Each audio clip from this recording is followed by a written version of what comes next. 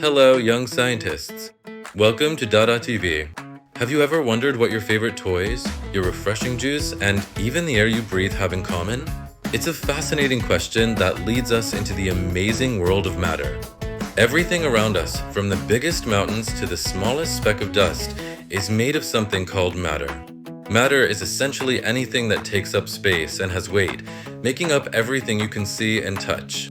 Matter can exist in different forms, and today we're going to explore three super cool states: solids, liquids, and gases. Each state has its own unique characteristics that make it special. Let's start with solids. A solid is something that keeps its own shape, no matter where you put it. This means it has a definite shape and a definite volume, holding its form firmly. Think about a sturdy toy block, a colorful crayon, or a chilly ice cube. They all hold their shape perfectly. Even if you move them, they don't spread out or change their form. Inside a solid, tiny particles are packed very, very tightly together, like friends holding hands in a big circle. They are arranged in a very organized pattern, which helps the solid keep its structure. They can only wiggle a little bit, which is why solids stay firm and strong. This limited movement is what gives solids their rigidity and makes them feel hard.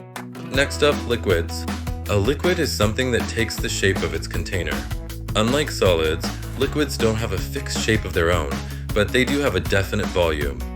Imagine pouring water into a tall, skinny glass, then into a wide, short bowl. The water changes its shape to fit. It flows and conforms to whatever vessel it's in, always filling the bottom first. The particles in a liquid are still close together, but they're a bit more playful. They're not as tightly bound as in solids, allowing for more movement. They can slide and flow past each other, which is why liquids can be poured and splashed. This ability to flow is a key characteristic that makes liquids so versatile. Now let's explore gases. A gas is something that spreads out to fill all the space it's in. Gases have neither a definite shape nor a definite volume, expanding to fill any container. Think about the air inside a balloon, or the steamy puff from a warm kettle. They fill up their containers completely. The gas particles will spread out to occupy every corner of the space available. Gas particles are like super energetic friends who love to run around freely.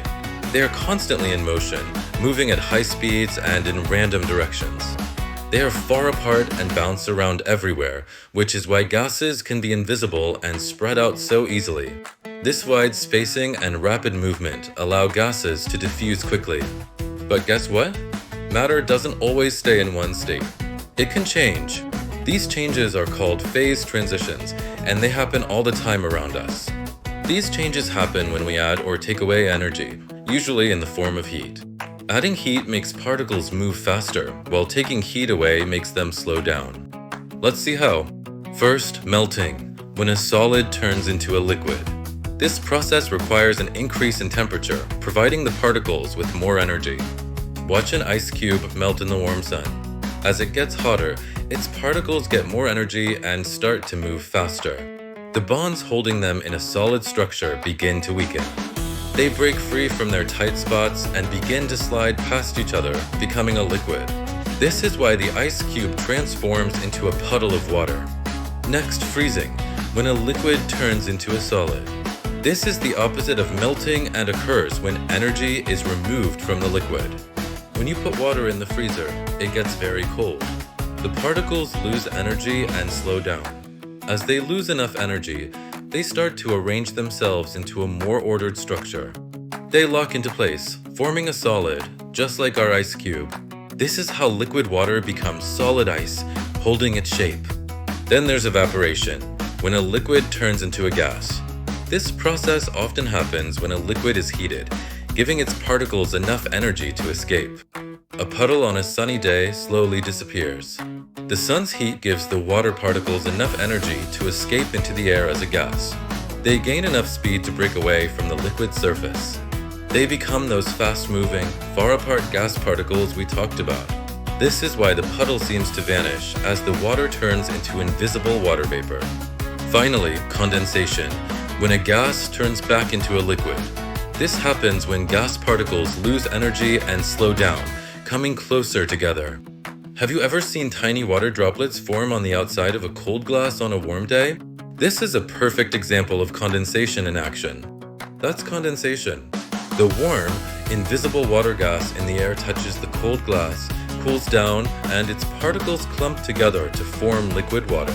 They lose energy and can no longer stay far apart.